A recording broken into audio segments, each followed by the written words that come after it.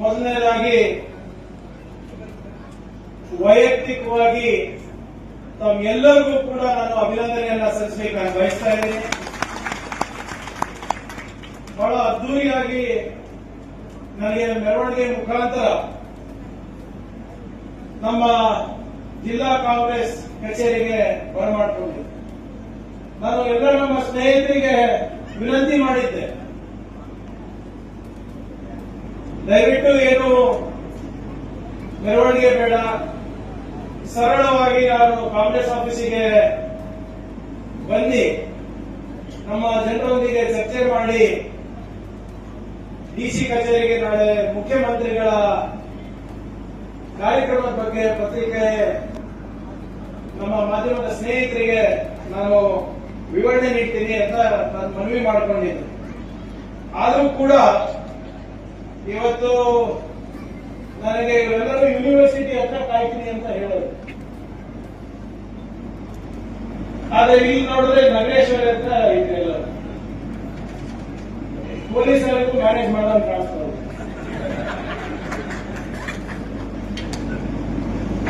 ನಿಜವಾಗ್ಲೂ ಇವತ್ತು ನಾವು ಕಳೆದ 3-4 ತಾಸು ಯಾವುದೇ ರೀತಿಯಾಗಿ ಸುಸ್ತು ಆಗಲಾರ್ದೆ ನಾವು ಅಲ್ಲಿಂದ ನಗರೇಶ್ವರ ತನಕ ಇಲ್ಲಿ ತನಕ ಪಾದಯಾತ್ರೆ ಮುಖಾಂತರ ಕರ್ಕೊಂಡು ಬಂದಿದ್ರೆ ಅದನ್ನು ನಿಜವಾಗ್ಲೂ ನಿಮ್ಮ ಪ್ರೀತಿ ವಿಶ್ವಾಸಕ್ಕೆ ಚಿರಋಣಿಯಾಗಿ ಇದೇ ಸಂದರ್ಭದಲ್ಲಿ ಈ ವೇದಿಕೆ ಮುಖಾಂತರ ನಮ್ಮ ಪಕ್ಷದ ವರಿಷ್ಠರಾದಂಥ ಸನ್ಮಾನ್ಯ ಶ್ರೀ ಮಲ್ಲಿಕಾರ್ಜುನ್ ಖರ್ಗೆ ಸಾಹೇಬರಿಗೆ, ಶ್ರೀಮತಿ ಸೋನಿಯಾ ಗಾಂಧಿ ಅವರಿಗೆ, ಶ್ರೀ ರಾಹುಲ್ ಗಾಂಧಿ ಅವರಿಗೆ, ಮಾಜಿ ಮುಖ್ಯಮಂತ್ರಿಗಳಾದಂಥ ಸಿದ್ದರಾಮಯ್ಯ ಸಾಹೇಬರಿಗೆ ಹಾಗೂ ನಮ್ಮ ಮುಖ್ಯಮಂತ್ರಿಗಳಾದಂಥ ಡಿ.ಕೆ. ಶಿವಕುಮಾರ್ ಸಾಹೇಬರಿಗೆ ನನಗೆ ಈ ಹೊಸ ಜವಾಬ್ದಾರಿಯನ್ನ ಕೊಟ್ಟಿದ್ದಕ್ಕೆ ಅವರಿಗೂ ಕೂಡ ಕೋಟಿ ಕೋಟಿ ಅಭಿನಂದನೆಯನ್ನ ಸಲ್ಲಿಸಲಿಕ್ಕೆ ನಾನು ಬಯಸ್ತಾ ಇದ್ದೀನಿ. ನಮ್ಮೆಲ್ಲರ ಹಿರಿಯರು ಹೇಳದಂಗೆ ಈ ಅವಕಾಶ ಎಲ್ಲರಿಗೂ ಸಿಗೋದಿಲ್ಲ. ಆದ್ರೆ ಕೊಟ್ಟ ಜವಾಬ್ದಾರಿಯನ್ನ ಅಥವಾ ಕೊಟ್ಟ ಅವಕಾಶವನ್ನ ಸದುಪಯೋಗ ಮಾಡಿಕೊಂಡು ಯಾವ ಜನರಿಂದ ಇವತ್ತು ನಾನು ರಾಜ್ಯ ಮಟ್ಟದಲ್ಲಿ ಬೆಳೆದಿದ್ದೀನಿ ಅವರ ಸೇವೆ ಮಾಡಲಿಕ್ಕೆ ಒಂದು ಪ್ರಾಮಾಣಿಕ ಪ್ರಯತ್ನ ಮಾಡ್ತೀನಿ ಅಂತ ನಾನು ಈ ವೇದಿಕೆ ಮುಖಾಂತರ ತಿಳಿಸ್ಲಿಕ್ಕೆ ನಾನು ಹೇಳ್ತೇನೆ. ಎಲ್ಲರೂ ಕೂಡ ನನಗೆ ಬಹಳ ಶುಭ ಹಾರೈಸ್ತಾ ಇದ್ದೀನಿ. ಮುಂದೆ ಏನ್ ಕಾದಿದೆ ನನಗೆ ಗೊತ್ತಿಲ್ಲ, ಆದ್ರೆ ಸದ್ಯಕ್ಕೆ ಪಕ್ಷ ಏನ್ ಜವಾಬ್ದಾರಿ ಕೊಟ್ಟಿದ್ದಾರೆ ಅದನ್ನ ಯಶಸ್ವಿಯಾಗಿ ಕೆಲಸ ಮಾಡೋದು ಮಾತ್ರ ನನ್ನ ಲಕ್ಷ್ಯ ಅಂತ ನಾನು ಹೇಳಕ್ಕೆ ನಾನು ಬಯಸ್ತಾ ಇದ್ದೀನಿ. ಈ ವೇದಿಕೆಯಲ್ಲಿ ನಾನು ಮಂತ್ರಿ ಅಲ್ಲ, ನಾನು ಕೂಡ ಒಬ್ಬ ಸಾಮಾನ್ಯ ಕಾರ್ಯಕರ್ತ. ಇವತ್ತು ಪಕ್ಷ ನಮಗೆ ಈ ಜವಾಬ್ದಾರಿಯನ್ನ ಕೊಟ್ಟಿಲ್ಲ ಅಂದ್ರೆ ನಾನು ಮಂತ್ರಿ ಕೂಡ ಆಗಲಿಕ್ಕೆ ಸಾಧ್ಯ. ನನಗೆ ಮತ್ತೆ ನಿಮಗೆ ಏನೂ ವ್ಯತ್ಯಾಸ ಇಲ್ಲ. ಈ ವೇದಿಕೆಯಲ್ಲಿ ಯಾವಾಗ ಈ ವೇದಿಕೆ ಸರ್ಕಾರದ ವೇದಿಕೆ ಆಗ್ತದೆ ಅವಾಗ ಮಾತ್ರ ನಾನು ಗೃಹ ಸಚಿವ, ಅವಾಗ ಮಾತ್ರ ನಾನು ಐಟಿ-ಬಿಟಿ ಮಿನಿಸ್ಟರ್, ಅವಾಗ ಮಾತ್ರ ನಾನು ಈ ಆಡಳಿತ ಸಚಿವ. ಆದ್ರೆ ಕಾಂಗ್ರೆಸ್ ಕಚೇರಿ ಒಳಗಡೆ ಬಂದಾಗ ಇಲ್ಲಿ ನಮ್ಮ ಹೈಕಮಾಂಡ್ ಡಿಸಿಸಿ ಅಧ್ಯಕ್ಷರು, ಅಲ್ಲಿ ಚಿತ್ತಾಪುರದಲ್ಲಿ ನಮ್ಮ ಬ್ಲಾಕ್ ಅಧ್ಯಕ್ಷರು ಭೀಮಣ್ಣ ಸಾಲಿ ನಮ್ಮ ಹೈಕಮಾಂಡ್, ಮೆಹಮೂದ್ ಸಾಹೇಬ್ ನಮ್ಮ ಹೈಕಮಾಂಡ್, ಇಲ್ಲಿ ಯಾರು ಘಟಕದ ಅಧ್ಯಕ್ಷರು ಕೂತಿದ್ದಾರೆ, ಮಾಂತಪ್ಪ ಸಂಗಾವಿ ಅವರಿರ್ಬೋದು, ಬೇರೆ ಬೇರೆ ಘಟಕದ ಅಧ್ಯಕ್ಷರು ಇರ್ಬೋದು, ಇವ್ರು ನಮ್ಮ ಹೈಕಮಾಂಡ್. ಇಲ್ಲಿ ನಂದು ನಡೆಯೋದಿಲ್ಲ, ಅವ್ರು ನಡೀತಾರೆ. ನಮ್ದು ಏನೇ ನಡೆದ್ರು ಕೂಡ ನಮ್ಮ ಇಲಾಖೆ ಚೌಕಟ್ಟಿನಲ್ಲಿ. ಹಿಂದೆ ಕೂಡ ನಿಮ್ಮೆಲ್ಲರ ಆಶೀರ್ವಾದದಿಂದ ನನಗೆ ಒಂದು ದೊಡ್ಡ ಜವಾಬ್ದಾರಿ ಸಿಕ್ಕಿದೆ, ಗ್ರಾಮೀಣ ಅಭಿವೃದ್ಧಿ ಮತ್ತು ಪಂಚಾಯತ್ ರಾಜ್. ನಿಜವಾಗ್ಲೂ ನನಗೆ ಆ ಇಲಾಖೆಯಲ್ಲಿ ಕಲೀಲಿಕ್ಕೆ ಬಹಳ ಸಿಕ್ಕಿದೆ. ಪಂಚಾಯತ್ ರಾಜ್ ಆಕ್ಟ್ ಬಗ್ಗೆ ಇರಬಹುದು, ಬೇರೆ ಬೇರೆ ನಮ್ಮ ಗ್ರಾಮ ಪಂಚಾಯತ್ ನಲ್ಲಿ ರಾಜ್ಯಾದ್ಯಂತ ಯಾವ ರೀತಿ ಆಡಳಿತ ಇದೆ, ಯಾವ ರೀತಿ ಆಡಳಿತ ನಾವು ಮಾಡಬಹುದು ಅನ್ನೋದು ನನಗೂ ಕೂಡ ಕಲೀಲಿಕ್ಕೆ ಸಿಕ್ಕಿದೆ. ಮೊನ್ನೆ ನಾನು ಡೆಲ್ಲಿಗೆ ಹೋದಾಗ ಒಬ್ರು ಕೇಂದ್ರ ಸಚಿವರ ಹತ್ರ ಹೋಗಿದ್ದೆ ನಮ್ಮ ರಾಜ್ಯದ ಕೆಲಸಕ್ಕೋಸ್ಕರ. ಅವರ ಪಾಪ ಬಹಳ ಆತ್ಮೀಯತೆಯಿಂದ ಬರಮಾಡ್ಕೊಂಡು ನನಗೆ ಹೇಳಿದ್ರು, ಹೋದ ಬಾರಿ ನೀನು 2017ರಲ್ಲಿ ನನಗೆ ನೆನಪಿದೆ, ನೀನು ಭಾರತ ದೇಶದ ಅತ್ಯಂತ ಕಿರಿಯ ಐಟಿ ಸಚಿವನಿದ್ದಾನೆ. ನಾನು ಅದಕ್ಕೆ ಅವರು ಹೇಳಿದೆ, ಸರ್ ಈಗಲೂ ನಾನು ಭಾರತದ ಅತ್ಯಂತ ಕಿರಿಯ ಐಟಿ ಸಚಿವರು ನಾನು, ಅವರು ಆಡಳಿತ ಸಚಿವರು ಆಗಿದ್ದು ನಾನು, ಮತ್ತೆ ಹೋಮ್ ಮಿನಿಸ್ಟರ್ ನಾನೇ ಅತ್ಯಂತ ಕಿರಿಯ ವಯಸ್ಸು. ನಮ್ಮ ಜನರ ಆಶೀರ್ವಾದದಿಂದ ಅಂತ ಅವರಿಗೆ ಹೇಳ್ತಾರೆ. ನಾನು ಹೇಳಿದಂಗೆ ಗ್ರಾಮೀಣಾಭಿವೃದ್ಧಿನಲ್ಲಿ ನನ್ನ ಒಂದು ಪ್ರಾಮಾಣಿಕ ಪ್ರಯತ್ನ ಇತ್ತು, ನಮ್ಮೆಲ್ಲ ಹಿರಿಯರ ಮಾರ್ಗದರ್ಶನ. ಅದು ವಿಶೇಷವಾಗಿ MY ಪಾಟೀಲ್ ಸಾಹೇಬರು, BR ಪಾಟೀಲ್ ಸಾಹೇಬರು, ಮತ್ತೆ ಅಲ್ಲಂ ಪ್ರಭು ಅವರು ಯಾರು ಈ ವ್ಯವಸ್ಥೆಯಿಂದ ಬಂದಿದ್ರು, ಅವರು ಸಾಕಷ್ಟು ಮಾರ್ಗದರ್ಶನ ಮಾಡಿದ್ರು. ನಿಮ್ಗೆ ಆಶ್ಚರ್ಯ ಆಗ್ಬೋದು, ನಮ್ಮ ರಾಜ್ಯ ಇಡೀ ದೇಶದಲ್ಲೇ ತೆರಿಗೆ ಕಲೆಕ್ಷನ್ ಅಲ್ಲಿ ನಂಬರ್ 1 ಇದೆ. ನಾನು ಬರೋದಕ್ಕಿಂತ ಮುಂಚೆ ಬರೀ 400 ಕೋಟಿ ರೂಪಾಯಿ ಕಲೆಕ್ಟ್ ಆಗ್ತಾ ಇದೆ. ಕಳೆದ ವರ್ಷ ಆರ್ಥಿಕ ವರ್ಷದಲ್ಲಿ ಇಡೀ ದೇಶದಲ್ಲಿ ಕರ್ನಾಟಕ ರಾಜ್ಯ ನಂಬರ್ 1 ಆಗಿದೆ. 1400 ಕೋಟಿ ರೂಪಾಯಿ ಕಲೆಕ್ಷನ್ ಯಾವುದೇ ರಾಜ್ಯದಲ್ಲಿ ಆಗಿದ್ರು ಅದು ನಮ್ಮ ಕರ್ನಾಟಕದಲ್ಲಾಗಿದೆ. ಇಲ್ಲೇ ನಮ್ಮ ಕಲಬುರಗಿನಲ್ಲಿ ಹೊಸ ಜಿಲ್ಲಾ ಪಂಚಾಯತ್ ಆಫೀಸ್ ಇನ್ನೇನು ಒಂದು ತಿಂಗಳು ಹೊರಗಡೆ ಪ್ರಾರಂಭ ಆಗುತ್ತೆ, ಅದರ ಅಡಿಗಲಾಗುತ್ತೆ. ಪ್ರಗತಿ ಪಥ ಮತ್ತು ಕಲ್ಯಾಣ ಪಥ ಬಹುಶಃ ಇಡೀ ದೇಶದಲ್ಲೇ ಯಾವ ರಾಜ್ಯದಲ್ಲೂ ಇಷ್ಟು ದೊಡ್ಡ ಮಟ್ಟದಲ್ಲಿ ಗ್ರಾಮೀಣ ರಸ್ತೆಗಳು ಕಟ್ತಾ ಇಲ್ಲ. ಸುಮಾರು 8,000 ಕಿಲೋಮೀಟರ್ ಗ್ರಾಮೀಣ ರಸ್ತೆ ನಮ್ಮ ಅವಧಿಯಲ್ಲಿ ನಾವು ಕಟ್ತಾ ಇದ್ದೀವಿ. ಇವತ್ತು ಬರೇ ನಮ್ಮ ಕಲಬುರಗಿನಲ್ಲೇ ಇವತ್ತು ಪ್ರಗತಿ ಪಥ ಮತ್ತು ಕಲ್ಯಾಣ ಪಥದ ಪ್ರಗತಿ ಪಥದಲ್ಲಿ ಮತ್ತೆ ಕಲ್ಯಾಣ ಪಥದಲ್ಲಿ ಸುಮಾರು 450 ಕೋಟಿ ಕೊಟ್ಟಿರುವ ಇತಿಹಾಸ ಮೊದಲೇ ಬಾರಿಯಾಗಿದೆ. ಇವತ್ತು 1,235 ಹಳ್ಳಿಗಳಲ್ಲಿ 1,714 ಕೋಟಿಯನ್ನ ಖರ್ಚು ಮಾಡಿ ಇವತ್ತು ಕುಡಿಯುವ ನೀರಿನ ವ್ಯವಸ್ಥೆ ಕಳೆದ 3 ವರ್ಷದಲ್ಲಿ ನಮ್ಮ ಸರ್ಕಾರದಿಂದ ಆಗಿದೆ. ಮೊನ್ನೆ ನಮ್ಮ ಈ ಹೊಸ ಸರ್ಕಾರ ಬರೋದಕ್ಕಿಂತ ಮುಂಚೆ ಮೊದಲನೇ ಬಾರಿಗೆ ಜನಸಂಖ್ಯೆಯ ಅನುಗುಣವಾಗಿ ಯಾವುದೇ ತಾರತಮ್ಯ ಇಲ್ಲದೆ ಪ್ರತಿ ಪಂಚಾಯತಿಗೂ ಕೂಡ ಸುಮಾರು 80 ಕೋಟಿ ರೂಪಾಯಿಯನ್ನ 861 ಗ್ರಾಮ ಪಂಚಾಯತಿಗೆ ನಾವು ಕೊಟ್ಟಿದ್ದೀವಿ. ಒಂದೊಂದು ಗ್ರಾಮ ಪಂಚಾಯತಿಗೆ 5 ಲಕ್ಷ ಇರ್ಬೋದು, ಒಂದೊಂದಿಗೆ 15 ಲಕ್ಷ ಇರ್ಬೋದು, ಜನಸಂಖ್ಯೆಗೆ ಅನುಗುಣವಾಗಿ. ಅದರಿಂದ ಬಿಜೆಪಿ ಅವರು ಸುಮ್ಮನೆ ಟೀಕೆ ಮಾಡ್ತಾರೆ. ಅವರು ಏನು ಹೇಳಕ್ಕಿಲ್ಲ ಅಂದ್ಬಿಟ್ಟು ವೈಯಕ್ತಿಕ ವಿಚಾರ ಚರ್ಚೆ ಮಾಡ್ತಾರೆ.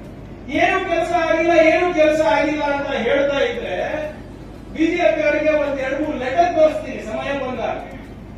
ಸರ್ಕಾರದ ಗೆಜೆಟೆಡ್ ಆಫೀಸರ್ಸ್ ಅವರು ಅಧಿಕೃತ ಒಂದು ಅಸೋಸಿಯೇಷನ್ ಇದೆ, ಅವರು ಒಂದು ಪತ್ರ ಬರೀತಾರೆ ಮುಖ್ಯಮಂತ್ರಿಗಳಿಗೆ, PCC ಅಧ್ಯಕ್ಷರಿಗೆ, ಪ್ರಿಯಾಂಕ್ ಖರ್ಗೆ ಅವರಿಗೆ ಗ್ರಾಮೀಣ ಅಭಿವೃದ್ಧಿ ಇಲಾಖೆಗೆ ಕೊಡಬೇಕು, ಇವ್ರು ಮುಂದುವರಿಸಬೇಕು, ಅವ್ರು ಒಳ್ಳೆ ಕೆಲಸ ಮಾಡ್ತಾ ಇದ್ದಾರೆ. ಸರ್ಕಾರಿ ನೌಕರರು ಅವರು ಒಂದು ಪತ್ರ ಬರೀತಾರೆ. PDO association, panchayat development officer association, ಅವರು ಕೂಡ ಪತ್ರ ಬರೀತಾರೆ PCC ಅಧ್ಯಕ್ಷರಿಗೆ, ಗ್ರಾಮೀಣ ಅಭಿವೃದ್ಧಿ ಸಚಿವರಾಗಿ ಪ್ರಿಯಾಂಕ್ ಖರ್ಗೆಗೆ ಮುಂದುವರಿಸಿ ಅಂತ. ಯಾರು ನಮ್ಮ ಅಭಿಮಾನಿಗಳಲ್ಲ, ಅಧಿಕೃತ ಅಸೋಸಿಯೇಷನ್ಗಳು. ಕಾಂಟ್ರಾಕ್ಟರ್ ಅಸೋಸಿಯೇಷನ್, ಯಾವ ಕಾಂಟ್ರಾಕ್ಟರ್ ಅಸೋಸಿಯೇಷನ್ ನಮ್ಗೆ ಗೊತ್ತಿದೆ, ಎಲ್ಲರನ್ನೂ ಇಲ್ಲ ಸಂಘದ ಆರೋಪ ಮಾಡ್ತಾರೆ ಅಥವಾ ಬೇರೆ ರೀತಿಯಾದಂತಹ ಆರೋಪಗಳಿದೆ. ಕಾಂಟ್ರಾಕ್ಟರ್ ಅಸೋಸಿಯೇಷನ್ ನನಗೆ ಪತ್ರ ಬರೀತಾರೆ, ನಿಮ್ಮ ಅವಧಿನಲ್ಲಿ ಎಲ್ಲಾ ಟೆಂಡರ್ಗಳು ಪಾರದರ್ಶಕವಾಗಿದೆ, ಇಂಥ ಮಂತ್ರಿಗಳು ಇರಬೇಕು ಅಂದ್ಬಿಟ್ಟು ಅವರು ಒಂದು ಲೆಟರ್ ಬರೀತಾರೆ. ಇದು ಬಿಜೆಪಿ ಅವರಿಗೆ ತೋರಿಸ್ತೀನಿ. ಆಯ್ತು, ನೀವು ಕಾಂಟ್ರಾಕ್ಟರ್ ಅಸೋಸಿಯೇಷನ್ ನಂಬೇಡಿ, PDO ಅಸೋಸಿಯೇಷನ್ ನಂಬೇಡಿ, ನನಗೆ ನಂಬೇಡಿ. ಪ್ರಧಾನಮಂತ್ರಿ ಮೋದಿ ಅವರೇ ಒಂದು ಸರ್ಟಿಫಿಕೇಟ್ ಕೊಟ್ಟಿದ್ದಾರೆ, ಇಡೀ ದೇಶದಲ್ಲಿ ಕರ್ನಾಟಕ ರಾಜ್ಯ ಆಡಿಟಿಯ ನಂಬರ್ 1. ಯಾರು ಕೊಟ್ಟಿದ್ದಾರೆ? ಮೋದಿ ಸರ್ಕಾರ. ಮೋದಿ ಸರ್ಕಾರ ಸರ್ಟಿಫಿಕೇಟ್ ಕೊಟ್ಟಿದೆ ನಮಗೆ. ಗ್ರಾಮೀಣ ಅಭಿವೃದ್ಧಿ ಇಲಾಖೆ ಬಹಳ ಸರಿಯಾಗಿ ನಿರ್ವಹಣೆ ಮಾಡ್ತಾ ಇದ್ದೀರಾ. ITBT ಇಲಾಖೆ ಇಡೀ ದೇಶದಲ್ಲೇ ನಂಬರ್ 1 ಕರ್ನಾಟಕ ರಾಜ್ಯ. ಆರ್ಡಿಪಿಆರ್ನಲ್ಲೂ ನಂಬರ್ 1, ITBT ನಲ್ಲೂ ನಂಬರ್ 1. ಯಾವ ಸರ್ಟಿಫಿಕೇಟ್? ಯಾವುದು? ಮೋದಿ. ಕೇಳಬೇಕಲ್ಲ ಬಿಜೆಪಿ ಅವರು, ಅವ್ರ ಮಾತ್ರ ಕೇಳಿ ನೀವು. ಸಿಟಿ ಡೆವಲಪ್ಮೆಂಟ್ ನಾನು ಹೇಳಿದ್ದೀನಿ, ನಮ್ಮ ಅವಧಿ ಒಳಗಡೆ ಪ್ರಾಮಾಣಿಕವಾಗಿ ಕೆಲಸ ಮಾಡಿ, ಕುಡಿಯೋ ನೀರಿನ ಸಮಸ್ಯೆ ಇರ್ಬೋದು ಅಥವಾ ನವೀಕರಣ ಇರ್ಬೋದು, ಖಂಡಿತವಾಗೂ ಆಗುತ್ತೆ. ದಾಖಲೆ ಚಾಲನೆಯನ್ನು ನೀಡಿದ್ವಿ. ಮೊನ್ನೆ ಟೆಕ್ಸ್ಟೈಲ್ ಪಾರ್ಕಿಗೆ 320 ಕೋಟಿ ರೂಪಾಯಿಯನ್ನು ನಾವು ಬಿಡುಗಡೆ ಮಾಡಿದ್ವಿ. ಈ ಕಡೆ ಅಲ್ಲಂ ಪ್ರಭು ಅವರು ಹೇಳ್ತಾ ಇದ್ರು, ರೈತರ ಸಮಸ್ಯೆ ಬಂದಾಗ ನಾವು ಯಾರು ಶಾಸಕರು ಇರ್ಬೋದು, ಯಾವಾಗಲೂ ಕೂಡ ರೈತರ ಪರವಾಗಿದ್ದೀವಿ. ಬಿಜೆಪಿ ಅವರ ಅವಧಿನಲ್ಲಿ ನಮ್ಮ ಬಂದಿದ್ದು ದುಡ್ಡು ಎಷ್ಟು ಗೊತ್ತಾ? ನಮ್ದು ರೈತರಿಗೆ 27 ಕೋಟಿ ರೂಪಾಯಿ ಅಷ್ಟೇ. ನಮ್ಮ ಅವಧಿಯಲ್ಲಿ 640 ಕೋಟಿ ಇಡೀ ದೇಶಕ್ಕೆ ನಂಬರ್ 2 ಕಲಬುರಗಿ ಇದೆ. ಇದು ನನ್ನ ಅಂಶಗಳಲ್ಲ, ಕೇಂದ್ರ ಸರ್ಕಾರದ್ದು. ಹಾಗಂತ ನಾವೆಲ್ಲ ಕೆಲಸ ಮುಗಿದಿದೆ ಅಂತ ನಾನು ಹೇಳಕ್ ಹೋಗೋದಿಲ್ಲ. ಇನ್ನೂ ಸಾಕಷ್ಟು ಕೆಲಸ ಇದೆ, ಸಾಕಷ್ಟು ನಿರೀಕ್ಷೆ ಇದೆ. ಕರ್ನಾಟಕ ಅಭಿವೃದ್ಧಿ ಮಂಡಳಿಯಿಂದಲೂ ಕೂಡ ಇನ್ನ ಹೆಚ್ಚು ನಿರೀಕ್ಷೆ ನಮ್ಮೆಲ್ಲರಿಗೂ ಇದೆ. ಈಗ ನಿಮ್ಮ ಆಶೀರ್ವಾದದಿಂದ ನಾನು ಬಂದ ತಕ್ಷಣ ಒಂದೇ ತಿಂಗಳಲ್ಲಿ ಈಗಾಗಲೇ 7,000 ಹುದ್ದೆಗಳನ್ನ ಭರ್ತಿ ಮಾಡಕ್ಕೆ ಈಗಾಗಲೇ ನಾವು ಎಕ್ಸಾಮ್ ನೋಟಿಫಿಕೇಶನ್ ನಾವು ಇಶ್ಯೂ ಮಾಡಿದ್ದೀವಿ. ಇದೆಲ್ಲ ಯಾರಿಂದ ಸಾಧ್ಯ ಆಯಿತು? ನನ್ನಿಂದ ಅಲ್ಲ, ನಿಮ್ಮಿಂದ ಸಾಧ್ಯ ಆಯಿತು. ನೀವು ನನಗೆ ಶಕ್ತಿ ತುಂಬಿದಾಗ ನಮಗೆ ಇಂಥ ಕೆಲಸ ಮಾಡ್ಲಿಕ್ಕೆ ಆಗ್ತಾ ಇದೆ. ಆದ್ರೆ ನಮ್ಮ ಕೆಲಸ ಮುಗಿದಿಲ್ಲ. ವೆಲ್ಲಂ ಪ್ರಭು ಅವರು ಬಹಳ ಸೂಕ್ಷ್ಮ ಒಂದು ವಿಚಾರ ಹೇಳಿದ್ರು. ಈಗ ಸ್ಪೆಷಲ್ ಇಂಟೆನ್ಸಿವ್ ರಿವಿಷನ್ ನಡೆದಿದೆ. SIR ಅಂತ ನಾವೇನು ಹೇಳ್ತೀವಿ, ಮತದಾರರ ಪಟ್ಟಿನಲ್ಲಿ ಇವತ್ತು ಬೇಕಾಬಿಟ್ಟಿಯಾಗಿ ಹೆಸರು ತೆಗಿತಾ ಇದ್ದಾರೆ. ಇದನ್ನ ನಾವು ವೆಸ್ಟ್ ಬೆಂಗಾಲ್ ಅಲ್ಲಿ ಏನಾಯ್ತು ನಾವು ನೋಡಿ ಕಲಿಬೇಕು. ವಿಶೇಷವಾಗಿ ನಮ್ಮ ನಾಯಕರಲ್ಲಿ, ನಮ್ಮ ಕಾರ್ಯಕರ್ತರಲ್ಲಿ ಪ್ರಾರ್ಥನೆ ಮಾಡ್ತಾ ಇದ್ದೀನಿ, ದಯವಿಟ್ಟು ಇದರ ಬಗ್ಗೆ ಗಮನ ಹರಿಸಿ. ನಿಮ್ ಲಕ್ಷ್ಯ ಬೇರೆ ಕಡೆ ಹೋಯ್ತು, ನೀವು ಬೆಂಗಳೂರಿಗೆ ಬಂದು ನೀವು ಯಾವ್ದೋ ಒಂದು ಸ್ನೇಹಿತರು ಟ್ರಾನ್ಸ್ಫರ್ ಇತ್ತು, ಅನುದಾನ ಬೇಕಾಗಿತ್ತು ಅಂತ ನೀವು ಬಂದ್ರೆ ಇಲ್ಲಿ ಕಷ್ಟ ಆಗುತ್ತೆ ಅಂತ ಹೇಳ್ತಾರಲ್ಲ ಹಿಂದಿನಲ್ಲಿ, ನಜರ್ ಹಟ್ಟಿ ತೋ ದುರ್ಘಟನಾ ಘಟಿ. ಅದೇ ಆಗುತ್ತೆ. ವೆಸ್ಟ್ ಬೆಂಗಾಲ್ ನಲ್ಲಿ ಸುಮಾರು 1 ಕೋಟಿ ಅಷ್ಟು ಜನರಿಗೆ ಮತದಾರರ ಪಟ್ಟಿ ಹೊರಗಡೆ ಇಟ್ಟಿದ್ದಾರೆ. ಇದಕ್ಕೆ ಯಾರು ಕಾರಣ? ಲಾಜಿಕಲ್ ಡಿಸ್ಕ್ರಪೆನ್ಸಿ ಅಂದ್ಬಿಟ್ಟು ಇದರ ಬಗ್ಗೆ ಸಂಪೂರ್ಣವಾಗಿ ಅಧ್ಯಯನ ನಮ್ಮ BR ಪಾಟೀಲ್ ಸಾಹೇಬರು ಮಾಡಿದ್ದಾರೆ. ನಾವು ಜಾಗೃತಿ ಇರಬೇಕಾಗ್ತದೆ. ನೀವು ಎಷ್ಟೇ ಮ್ಯಾಪಿಂಗ್ ಮಾಡಿದ್ರು ಕೂಡ ನಾಳೆ ಚುನಾವಣೆ ಆಯೋಗದವ್ರು ಬಂದು ಇಲ್ಲ ಇದು ಸರಿ ಇಲ್ಲ ಅಂದ್ಬಿಟ್ಟು ನಿಮಗೆ ಮತದಾರರ ಪಟ್ಟಿಯಿಂದ ಹೊರಗೆ ಹಾಕ್ಬಿಡ್ತಾರೆ. ಈಗ ಉದಾಹರಣೆಗೆ ನನ್ನ ಹೆಸರು ಪ್ರಿಯಾಂಕ, ನಲ್ಲಿ ಒತ್ತಕ್ಷರ ಬರುತ್ತೆ. ಆದ್ರೆ ಪ್ರಿಯಾಂಕ ಅಂತ ಬಂದ್ರೆ, ಅಂದ್ರೆ ಬರೀ ಕ ಅಂತ ಬಂದ್ರೆ ಇದು ಯಾಕೋ ಮ್ಯಾಚ್ ಆಗ್ತಾ ಇಲ್ಲಪ್ಪ ನಿನ್ನ ಹೆಸರು ಅಂದ್ಬಿಟ್ಟು ನನಗೆ ಮತದಾರರ ಪಟ್ಟಿಯಿಂದ ಹೊರಗಿರ್ತಾರೆ. ಸುಮಾರು 1 ಕೋಟಿ ಜನ ವೆಸ್ಟ್ ಬೆಂಗಾಲ್ ನಲ್ಲಿ ಹಿಂಗಾಗಿದೆ. 34 ಲಕ್ಷ ಜನ ಕೋಟಿಗೆ ಹೋದ್ರು. ಅದರಲ್ಲಿ ಬರೀ 1,600 ಜನ ಮಾತ್ರ ಆಯಿತು. 1 ಕೋಟಿಯಲ್ಲಿ 1,600 ಜನ ಇಲ್ಲಿ. ಆದ್ರಿಂದ ಇದನ್ನ ನಾವು ತಿಳ್ಕೋಬೇಕಾಗ್ತದೆ. ಯಾವ ರೀತಿ ಇವರು ಬಿಹಾರ್ನಲ್ಲಿ, ತಮಿಳುನಾಡಿನಲ್ಲಿ, ಕೇರಳದಲ್ಲೂ ಪ್ರಯತ್ನ ಮಾಡಿದ್ರು ಇವರು. ಆದ್ರೆ ಅಲ್ಲಿ ಸ್ವಲ್ಪ ಎಚ್ಚೆತ್ಕೊಂಡು ಪಂಚಾಯತ್ ಡೆವಲಪ್ಮೆಂಟ್ ಆಫೀಸರಿಂದಾನೆ ಪರ್ಮನೆಂಟ್ ರೆಸಿಡೆನ್ಸಿ ಸರ್ಟಿಫಿಕೇಟ್ ಕೊಟ್ಟಿದ್ರೆ ಸ್ವಲ್ಪ ಉಳಿದು. ಇದ್ರೆ ಮಮತಾ ಬ್ಯಾನರ್ಜಿ ಕಾನ್ಸ್ಟಿಟ್ಯೂನ್ಸಿನಲ್ಲೂ ಕೈ ಹಾಕಿದ್ರು, ಸ್ಟಾಲಿನ್ ಅವ್ರ ಕಾನ್ಸ್ಟಿಟ್ಯೂನ್ಸಿನಲ್ಲೂ ಕೈ ಹಾಕಿದ್ರು. ಏನೇನಿಲ್ಲಿ ಬಿಹಾರ್ನಲ್ಲಿ ಇರ್ಬೋದು, ತಮಿಳುನಾಡು ಇರ್ಬೋದು, ನಿಮ್ಮ ಕೇರಳನಲ್ಲಿ ಇರ್ಬೋದು, ಇಲ್ಲಿ ತಪ್ಪುಗಳನ್ನ ಕಂಡುಕೊಂಡು ಅವರು ವೆಸ್ಟ್ ಬೆಂಗಾಲ್ ನಲ್ಲಿ ಒಂದು ಹೊಸ ನಿಯಮನೆ ತಂದಿತ್ತು. ಅದೇ ಇವಾಗ ಇಲ್ಲಿ ಕೂಡ ಮಾಡ್ತಾ ಇದೆ. ನಾವು ಅದಕ್ಕೆ ಪ್ರಶ್ನೆ ಕೇಳಿದ್ವಿ. ನಾವು ಯಾವುದೇ ರೀತಿಯಾದಂತ SIR ವಿರುದ್ಧ ಇಲ್ಲ, ಆದ್ರೆ ಪಾರದರ್ಶಕವಾಗಿ ಆಗ್ಬೇಕು, ಸರಿಯಾಗಿ ಆಗ್ಬೇಕು. ನಮ್ಮ ನಾಗರಿಕರ ಹಕ್ಕನ್ನ ಕಸ್ಕೊಳ್ಳುವ ಶಕ್ತಿ ಸಂವಿಧಾನದಲ್ಲಿ ಯಾರಿಗೂ ಕೊಟ್ಟಿಲ್ಲ. ನೀವು ಸಂವಿಧಾನವನ್ನ ಪಾಲನೆ ಮಾಡಬೇಕು. ವಿಶೇಷವಾಗಿ ನಮ್ಮ ಇಲ್ಲಿ ಕೂತಂತ ಮಹಿಳೆಯರಿಗೆ ಹೇಳಲಿಕ್ಕೆ ನಾನು ಬಯಸ್ತಾ ಇದ್ದೀನಿ.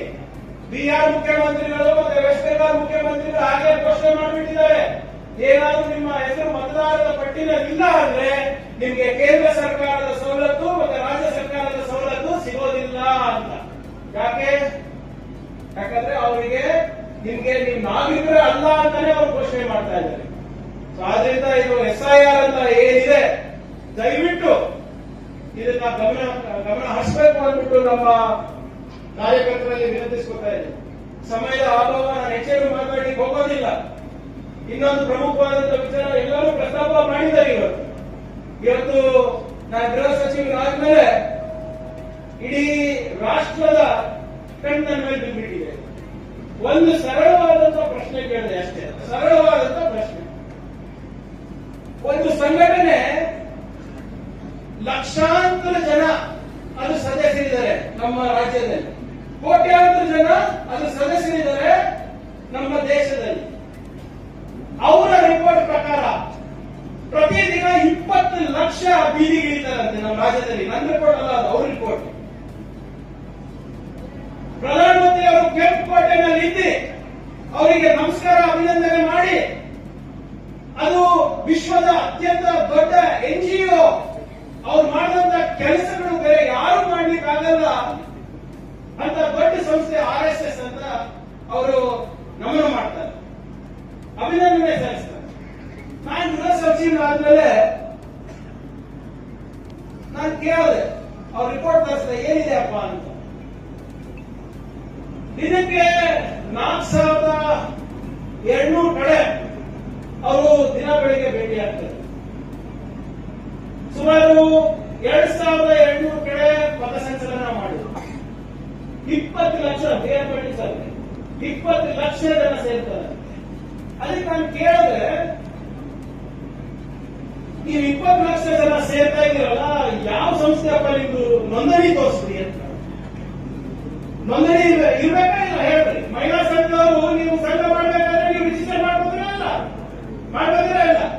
ನಿಮ್ ಸರ್ಕಾರದಿಂದ ಸವಲತ್ತು ಬೇಕು ಅಥವಾ ಬೇರೆ ಏನಾದ್ರು ಬೇಕು ಅಂದ್ರೆ ನೀವು ರಿಜಿಸ್ಟರ್ ಮಾಡ್ಕೊಳ್ಳೇಬೇಕಲ್ಲ. ಇಲ್ಲಿ ನೀವು ಗಣೇಶ ಕೂರಿಸಬೇಕಾದ್ರೆ ಡೆಲ್ಲಿನಲ್ಲಿ ಪೊಲೀಸರಿಗೆ ಹೋಗಿ ಹೇಳ್ತೀರಾ ಇಲ್ಲ. ಇವತ್ತು ನೀವು ಮೆರವಣಿಗೆ ಮಾಡಬೇಕಾದ್ರೆ ನಮ್ಮ ಜಿಲ್ಲಾ ಅಧ್ಯಕ್ಷರು ಪರ್ಮಿಷನ್ ತಗೋಬೇಕು. ಹೌದು, ಈಗ ಪ್ರಿಯಾಂಕ್ ಬರ್ದಾರ, ನಾವು ಅಲ್ಲಿ ಮೆರವಣಿಗೆ ಮಾಡ್ತೀವಿ, ಈ ಟೈಮಿಂದ ಈ ಟೈಮಿಗೆ ಜನರಿಗೆ ಅನಾನುಕೂಲ ಆಗ್ಬೋದು, ಏನಾದ್ರೂ ನಡೆದ್ರೆ ಅದಕ್ಕೆ ನಾನ್ ಜವಾಬ್ದಾರಿ ಇರ್ತೀನಿ. ಒಂದು ಜನರಲ್ ಸೆಕ್ರೆಟರಿ ಅದಕ್ಕೆ ಸೈನ್ ಮಾಡಬೇಕು. ಅದಾದ್ಮೇಲೆ ಪೊಲೀಸ್ ಅವರು ಅದನ್ನ ಆಲಿಸ್ತಾರೆ, ಅದಾದ್ಮೇಲೆ ಪರ್ಮಿಷನ್ ಕೊಡ್ತಾರೆ. ನಾನು ಹೇಳ್ತಾ ಇರೋದು, ನಿಮಗೊಂದು ಕಾನೂನು ಅವರಿಗೊಂದು ಕಾನೂನು ಸರಿನಾ ಅಂತ ಕೇಳ್ತಾರೆ. ಯಾವ ದೇಶದಲ್ಲಿ ದೇವಸ್ಥಾನಗಳು, ಚರ್ಚ್ಗಳು, ಮಸೀದಿಗಳು ಕೂಡ ನೋಂದಾಯಿಸ್ತದೆ ಅಂತ ದೇಶದಲ್ಲಿ ಇವ್ರಿಗೆ ಸುಮ್ಮನೆ ಬಿಡಲ್ಲ. ಯಾವ ದೇಶದಲ್ಲಿ ಪ್ರತಿಯೊಂದು ದೇವರು ಕೂಡ ಲೆಕ್ಕ ಕೊಡಬೇಕು, ಪ್ರತಿಯೊಂದು ದೇವಸ್ಥಾನ ಕೂಡ ಲೆಕ್ಕ ಕೊಡಬೇಕು, ಪ್ರತಿಯೊಂದು ಮಹಿಳಾ ಸಂಘಟನೆ ಕೂಡ ಲೆಕ್ಕ ಕೊಡಬೇಕು. ಇವ್ರು ಲೆಕ್ಕ ತೋರಿಸಿದ್ರೆ ನಾವು ತೋರಿಸಲ್ಲ ಅಂತ ಸರಿನಾ? ಈಗ ನಾವು ನಮ್ಮ ಕಾಂಗ್ರೆಸ್ ಕಾರ್ಯಕರ್ತರಲ್ಲಿ ಒಂದು ಸ್ಪಷ್ಟವಾದಂತ ಸಿದ್ಧಾಂತ ಇರಬೇಕು, ತಿಳ್ಕೋಬೇಕು. ನಾವು ಯಾವುದೇ ನಿಮ್ ಸಿದ್ಧಾಂತ ಇರ್ಬೋದು, ನಮ್ ಸಿದ್ಧಾಂತ ಇರ್ಬೋದು, ಅವ್ರ ಸಿದ್ಧಾಂತ ಇರ್ಬೋದು, ಬೇರೆ ಬೇರೆ ಇರ್ಬೋದು. ಆದ್ರೆ ಕಾನೂನು ಒಂದೇ ಅಲ್ವಾ, ಸಂವಿಧಾನ ಒಂದೇ ಅಲ್ವಾ? ನನಗೊಂದು ಕಾನೂನು, ನಿಮ್ಗೊಂದು ಕಾನೂನು ಆಗಕ್ಕಾಗಲ್ಲ ಅಲ್ಲ. ಅದಕ್ಕೆ ನಾನು ಗೃಹ ಸಚಿವನಾಗಿ ಪತ್ರ ಬರೆದು ಏನೇನಿದೆಯಪ್ಪ ನಿಮ್ಗೆ ತಂದು ತೋರಿಸಿ ಅಂದ್ರೆ, ಪಾಪ ಇನ್ನೂ ಕೂಡ ದಾಖಲೆಗಳಿಗೆ ಅಡ್ಡ ಆಡ್ತಾ ಇದ್ದಾರೆ. ಎಲ್ಲೆಲ್ಲಿ ಇಟ್ಟಿದಾರೋ ಗೊತ್ತಿಲ್ಲ, 100 ವರ್ಷದ ಇತಿಹಾಸ ಅಂತ ಹೇಳಿದ್ರು. ಆ ದಾಖಲೆಯನ್ನು ಕೊಡ್ತೀನಿ ಅಂತ ಹೇಳ್ತಾ ಇದ್ದಾರೆ, ನೋಡ್ಬೇಕು ಯಾವಾಗ ಕೊಡ್ತಾರ ಅಂತ. ನೀವೆಲ್ಲ ಟ್ಯಾಕ್ಸ್ ಕಟ್ತೀರಿ ಅಲ್ರಿ? 100 ರೂಪಾಯಿ ಸಂಪಾದನೆ ಮಾಡಿದ್ರೆ ಟ್ಯಾಕ್ಸ್ ಕಟ್ತೀರಾ ಇಲ್ಲ? ಕಟ್ತೀರಿ, ಜೋರಾಗಿ ಹೇಳಿ. ಕಟ್ತೀರ, ಅವ್ರು ಕಟ್ಟಲ್ಲ. ಯಾಕೆ ಕಟ್ಟಲ್ಲ? ರೊಕ್ಕ ಒಂದು ವಸೂಲಿ ಮಾಡ್ತಾರಲ್ಲ, ಚಂದ ಪಟ್ಟಿ ಮಾಡ್ತಾರಲ್ಲ. ನಾನ್ ಕೇಳ್ತಾ ಇರೋದು, ಟ್ಯಾಕ್ಸ್ ಯಾಕೆ ಕಟ್ತಾ ಇಲ್ಲ ಸರ್ ಹೇಳಿ. ನನ್ಗೆ ಅರ್ಥ ಆಗಿಲ್ಲ ಅಂದ್ರೆ ನಾನು ರೆಡಿ ಇದ್ದೀರಾ ನಿಮ್ಮ ಆಫೀಸಿಗೆ ಬರಕ್ಕೆ? ಒಬ್ಬ ಗೃಹ ಸಚಿವರು ನಿಮ್ಮ ಆಫೀಸಿಗೆ ಬರ್ತಾ ಇದ್ದಾರೆ, ನಿಮ್ ಬಗ್ಗೆ ತಿಳ್ಕೊಳ್ಳಿಕ್ಕೆ ಅಂದ್ರೆ ಒಳ್ಳೇದಲ್ಲಿ ಅದನ್ನ ಸ್ವಾಗತ ಮಾಡಿಬಿಟ್ಟು ನೀವೆಲ್ಲ ನೀವೆಲ್ಲ ಮೆರವಣಿಗೆ ಮಾಡಿದ್ರಿ, ಮೆರವಣಿಗೆ ಮಾಡಲ್ಲ ನೀವು. ಸ್ವಾಗತ ಮಾಡಿಬಿಟ್ಟು ಚಾಯ್ ಪೆ ಚರ್ಚೆ ಬಹಳ ಇಷ್ಟ ಅಲ್ಲ ಇವರಿಗೆ. ಚಾಯ್ ಪೆ ಚರ್ಚೆ ಮಾಡೋಣ, ಹೇಳಿ. ನನ್ನನ್ನು ನಾನು ತೋರಿಸ್ತೀನಿ, ನನ್ನ ಆಸ್ತಿ ನಾನು ತೋರಿಸ್ತೀನಿ, ನನ್ನ ಬುದ್ಧಿಯಾಗಿ ಕಟ್ಟಿನಿ, ನನ್ನ ಮನೆಯಲ್ಲಿ ಮಾಡೀನಿ, ನನ್ನ ಮಕ್ಕಳ ಆಸ್ತಿ ಅಲ್ಲ, ನನ್ನ ಮಣ್ಣಿನ ಆಸ್ತಿ ಅಲ್ಲ, ಎಲ್ಲರೂ ತೋರಿಸ್ತೀನಿ ನಿಮ್ಗೆ. ನಿಮ್ಗೂ ತೋರಿಸ್ಕೊಳ್ಳ. ಪ್ರಶ್ನೆ ಕೇಳತ್ತಪ್ಪ, ಹೇಳಿ. ಯಾಕೆ ಟ್ಯಾಕ್ಸ್ ಕಟ್ತಾ ಇಲ್ಲಪ್ಪ ಅಂತ ಕೇಳತ್ತಪ್ಪ ನಾನು. ಯಾಕೆ ನೀವು 150 ಬಾರಿ ಡೆಲ್ಲಿನಲ್ಲಿ ರಾಮಲೀಲಾ ಮೈದಾನದಲ್ಲಿ ಸಂವಿಧಾನ ನೀವು ಅನುಷ್ಠಾನ ತರಬಾರ್ದು, ಮನುಸ್ಮೃತಿನೇ ನಮ್ಮ ಸಂವಿಧಾನ ಆಗ್ಬೇಕು ಅಂದ್ಬಿಟ್ಟು ನೀವು ಪ್ರೊಟೆಸ್ಟ್ ಮಾಡಿದ್ರಲ್ಲ, ನೀವ್ ಯಾಕೆ ಮಾಡಿದ್ರಿ ಅಂತ ಕೇಳತ್ತಪ್ಪ. ಯಾಕೆ ಡಾಕ್ಟರ್ ಬಾಬಾ ಸಾಹೇಬ್ ಅಂಬೇಡ್ಕರ್ ಅವರಿಗೆ ಸೋಚಿದ್ರಿ ಅಂತ ಕೇಳಿತ್ತಪ್ಪ. ಆಯ್ತಾ? ಯಾಕೆ ನೀವು 57 ವರ್ಷ, ಒಂದಲ್ಲ, ಎರಡಲ್ಲ, 10 ಅಲ್ಲ, 20 ಅಲ್ಲ, 57 ವರ್ಷ ನಮ್ಮ ರಾಷ್ಟ್ರ ಧ್ವಜವನ್ನ ನಿಮ್ಮ ಕಚೇರಿ ಮೇಲೆ ಹಾರಾಡಿಸಿಲ್ಲ? ಯಾಕೆ? ನಾವು ಮಾಡ್ತೀವಲ್ಲ, ನೀವೆಲ್ಲ ಮಾಡ್ತೀವಲ್ಲ ನಿಮ್ಮ ಸಂಸ್ಥೆಯಲ್ಲಿ. ನಿಮ್ಮ ಧ್ವಜವನ್ನ ನಾವು ಆಚರಣೆ ಮಾಡ್ತೀವಿ, ರಾಷ್ಟ್ರ ಧ್ವಜವನ್ನ. ನಮ್ಮ ರಾಷ್ಟ್ರ ಧ್ವಜವನ್ನ ಯಾಕೆ 52 ವರ್ಷ ಇವರು ಹಾರಿಸಿಲ್ಲ ಅಂತ ಕೇಳತ್ತಪ್ಪ. ಆಯ್ತಾ? ಇವತ್ತು ಇಡೀ ನೀವು ಯಾವುದೇ ಚಾನೆಲ್ ತೆಗಿರಿ, ಏನ್ ಬರ್ತಾ ಇದೆ? ರಾಮ ಮಂದಿರಕ್ಕೂ ಚಂದ ಚೋರಿ. ಏನ್ ಪೂಜಾರಿ ಹೌದಲ್ಲ? ಈ ದೇಶದಲ್ಲಿ ರಾಮ ಲೆಕ್ಕ ಕೊಡ್ಬೇಕಾಗ್ತಾ ಇದೆ. RSS ಇಲ್ಲ, ಇದೆಂತ ಇದು? ರಾಮ ಮಂದಿರ ಟ್ರಸ್ಟ್ ಲೆಕ್ಕ ಕೊಡ್ಬೇಕಾಗ್ತಾ ಇದೆ. ಆದ್ರೆ RSS ಕೊಡಲ್ಲ ಅಂತ ಕೂತಾರಲ್ಲಪ್ಪ. ಯಾಕೆ ಇವತ್ತು ರಾಮ ಮಂದಿರನಲ್ಲಿ ಲೂಟಿ ಹೊಡೆದಿಲ್ಲ ಯಾರು? ನೀವಾ? ಕಾಂಗ್ರೆಸ್ನವರ? ಸಮಾಜವಾದಿ ಪಾರ್ಟಿದವರ? RSS? ಇದು ನಾನು ಹೇಳ್ತಾ ಇಲ್ಲ, ಉತ್ತರ ಪ್ರದೇಶದ ಸರ್ಕಾರದ SIT ಹೇಳ್ತಾ ಇದೆ. ಚಂಪಕ್ ರಾಯ್ ಅಂತ ಯಾರೊಬ್ಬ ವ್ಯಕ್ತಿ, ಆತ VHP ಲೀಡರ್. VHP ಯಾವುದು ಅಧಿಕಾರಿ? ಯಾರು ಗೊತ್ತಾ? ಸಂಸ್ಥಾಪಕರು ಗೋವರ್ಕರ್ ಅವರು. ಗೋವರ್ಕರ್ ಅವರು ಯಾರ ಜೊತೆ ನಿಂತಿದ್ದು? RSS. ಯಾರು ಇನ್ನೊಬ್ಬ ನಮ್ಮ ಕರ್ನಾಟಕದಲ್ಲದಂತ, ಅವನಿಗೆ ಯಾಕಪ್ಪ ಬೇಕಾಗಿದ್ದು ಗೊತ್ತಿಲ್ಲ. ಸುಮ್ಮನೆ ಹೋಗಿ ಕರ್ನಾಟಕ ಮರ್ಯಾದೆ ಹಾಳಾಡೋದು. ಗೋಪಾಲ್ ರಾವ್ ಯಾರು ಅಂತ, ಗೋಪಾಲ್ ಜಿ ಮರ್ಯಾದೆ ಏನಿಲ್ಲಪ್ಪ, ಸುಮ್ಮನೆ ಜಿ ಅಂತವರು. ಯಾರ ದೇವರ ಹುಂಡಿಯಿಂದ ಲೂಟಿ ಹೊಡೆಯಲಿಕ್ಕೆ ಜಿ ಅಂತಾರೆ. ಅವರವರಲ್ಲಿ ಹೇಳ್ಕೊತಾರೆ ಮೋಹನ್ ಜಿ, ಗೋಪಾಲ್ ಜಿ. ಒಂದು ಏನಾದ್ರು ಒಂದು ಒಳ್ಳೆ ಕೆಲಸ ಮಾಡಿದ್ದಾರೆ, ಸಮಾಜಕ್ಕೆ ಒಳ್ಳೆಯದಾಗುತ್ತೆ ಮಾಡೋದು ಹೇಳಿದ್ದಾರೆ. ಇದೇ ಗೋಪಾಲ್ ಜಿ ಅವರು ಚಂದಾ ಚೋರಿ ಮಾಡಿದಾರಲ್ಲ, ಅವ್ರು ಯಾವ್ದು ಯಾವ ಸಂಸ್ಥೆದವರು? ಇನ್ನೊಬ್ಬರು ಅಮಿತ್ ಮಿಶ್ರಾ ಅಂತ, ಮಿಶ್ರಾ ಯಾರೋ ಇದೆ, ಅವರು RSS. ಇವತ್ತು ಕೋಟ್ಯಾಂತರ ರೂಪಾಯಿ ಇವತ್ತು ಗಾಯವಾಗಿದೆಯಲ್ಲ, ಸಾವಿರಾರು ಕೋಟಿ ರೂಪಾಯಿ ಹೋಗಿದೆ ಅಲ್ಲ, ಯಾರು ಜವಾಬ್ದಾರಿ ಇದಕ್ಕೆ? ಈಗ ಮೋದಿಯವರು ಮನ್ ಕಿ ಬಾತ್ ಯಾರು ಕೇಳ್ತಾನೆ ಇಲ್ಲ. ಮೋದಿಯವರು ಮೌನ ವಹಿಸಿದ್ದಾರೆ. ಏನು ಅದು ಕೋರ್ಟ್ ಆರ್ಡರ್ ಬಂದ್ಮೇಲೆ ಎಲ್ಲ ಕಡೆ ಅವರು ಸನ್ಮಾನ ಮಾಡಿಸ್ಕೊಂಡಿದ್ದು. ಪ್ರಾಣ ಪ್ರತಿಷ್ಠಾಪನೆಗೆ ಹೋಗಿದ್ದವ್ರು, ಅಡಿಗಲ್ ಮಾಡಿದ್ದವ್ರು, ಧ್ವಜ ಹಾರಿಸಕ್ಕೆ ಹೋಗಿದ್ದವ್ರು, ಪೂಜೆ ಮಾಡಿದ್ದವ್ರು. ಯಾವ ದೊಡ್ಡ ಪೀಠಾಧೀಶರುಗಳು ಬಂದು ಅಲ್ಲಿ ಪೂಜೆ ಮಾಡಿಲ್ಲ, ಮೋದಿಯವರೇ ಎಲ್ಲ ಮಾಡಿದ್ರು. ಮತ್ತೆ ನಿಮ್ಗೆ ರಾಮ ಮಂದಿರ ಕೋರ್ಟ್ ಆರ್ಡರ್ ಬಂದಾಗ ಮೋದಿ ಕಿ ಜೈ, ಅದ್ರ ಅನುಷ್ಠಾ ಏನೋ ಅದ್ರ ಅಡಿಗಲ್ ಹಾಕ್ಬೇಕಾದ್ರೆ ಮೋದಿ ಕಿ ಜೈ, ಪ್ರಾಣ ಪ್ರತಿಷ್ಠಾಪನೆ ಆಗ್ಬೇಕಾದ್ರೆ ಮೋದಿ ಕಿ ಜೈ, ಉದ್ಘಾಟನೆ ಆಗ್ಬೇಕಾಗಿದ್ದಾಗ ಮೋದಿ ಕಿ ಜೈ, ನೀವು ಧ್ವಜ ಹಾರಿಸಬೇಕಾದಾಗ ಮೋದಿ ಕಿ ಜೈ, ಚಂದಾ ಚೋರಿ ಆದಾಗ ಮೋದಿ ಕಿ ಜೈ. ಎಲ್ಲಕ್ಕೂ ಕ್ರೆಡಿಟ್ ಬೇಕು ನಿಮ್ಗೆ. ಇದಕ್ಕೂ ಕ್ರೆಡಿಟ್ ತಗೊಳ್ಳಿ ಸ್ವಾಮಿ, ಇದಕ್ಕೂ ಕ್ರೆಡಿಟ್ ತಗೊಳ್ಳಿ. ಎಲ್ಲಕ್ಕೂ ನೀವೇ ಮಾಡಿದ್ದೀರಿ, ನಾನೇ ಮಾಡಿದ್ದೀನಿ ಅಂದಲ್ಲ.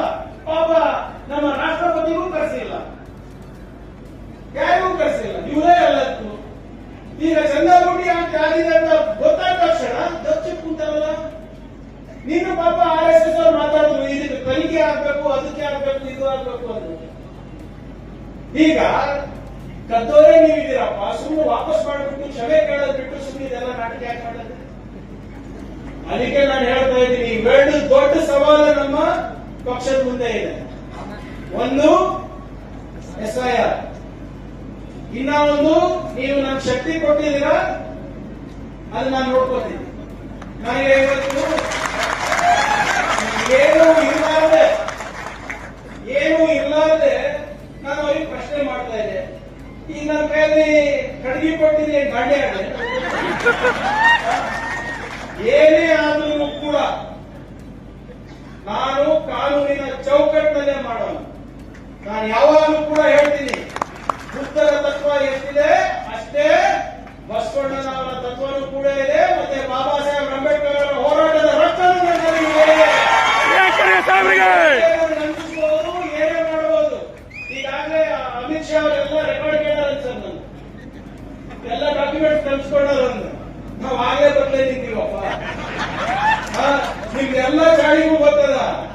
ಈ ದೇಶ ಉಳಿಸ್ಬೇಕು, ಸಂವಿಧಾನ ಉಳಿಸ್ಬೇಕು, ಇವರಿಗೆ ಒಂದು ಪಾಠ ಕಲಿಸ್ಬೇಕಂದ್ರೆ ನಮ್ಮ ಜೈಲಿಗೂ ಕೂಡ ಹೋಗಕ್ಕೆ ಹಿಡಿಯಿದ್ದೀರಿ.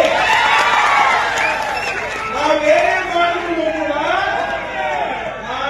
ಮಾಡಿದ್ರು ಕೂಡ ಸಂವಿಧಾನದ ಚೌಕಟ್ಟಲ್ಲಿ ಮಾಡಲು. ನೀವು ಫೋನ್ನಲ್ಲಿ ನನ್ನ ಬೆದರಿಕೆ ಹಾಕಿ, ಏನಾದ್ರು ಬೆದರಿಕೆ ಹಾಕಿ, ನಾನು ಜಗ್ಗವನಲ್ಲ, ನಾನು ಬಗ್ಗವನಲ್ಲ. ನನ್ನ ಬಳಿ ಡಾಕ್ಟರ್ ಬಾಬಾ ಸಾಹೇಬ್ ಅಂಬೇಡ್ಕರ್ ಅವರ ಸಂವಿಧಾನ ಇದೆ, ಬಸವಣ್ಣನ ತತ್ವ ಇದೆ. ನಮ್ಮ ಕಮಪುರವರು ಹೇಳದಂಗೆ ಅಂಬೇಗರ ಚೌಡಯ್ಯರ ಆಶೀರ್ವಾದ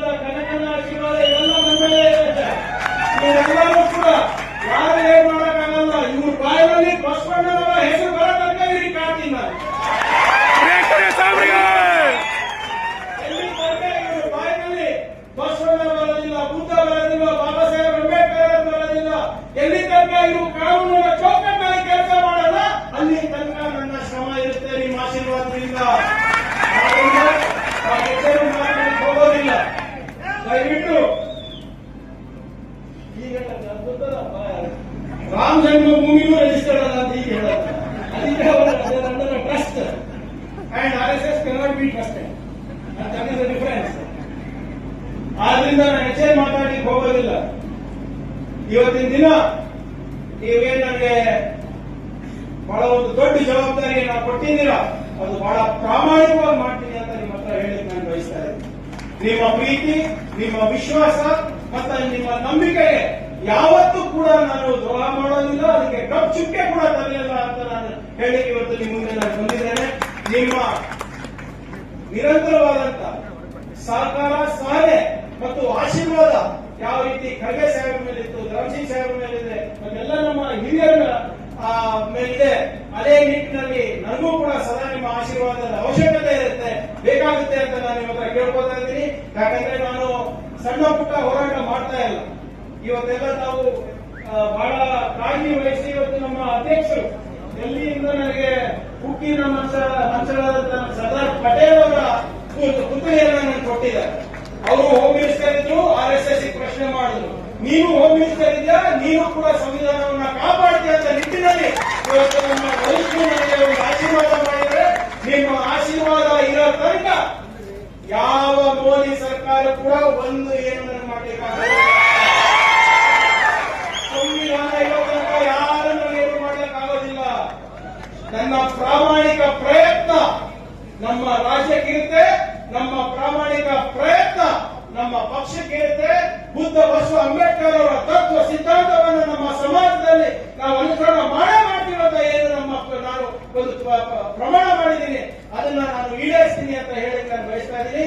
ಸದಾ ನಿಮ್ಮ ಆಶೀರ್ವಾದ ನನ್ನ ಮೇಲೆ ಇರಲಿ ಅಂತ ನಾನು ಕೇಳ್ಕೊಳ್ಳುತ್ತಾ ನಾನು ಮಾತು ಮುಗಿಸ್ತೀನಿ.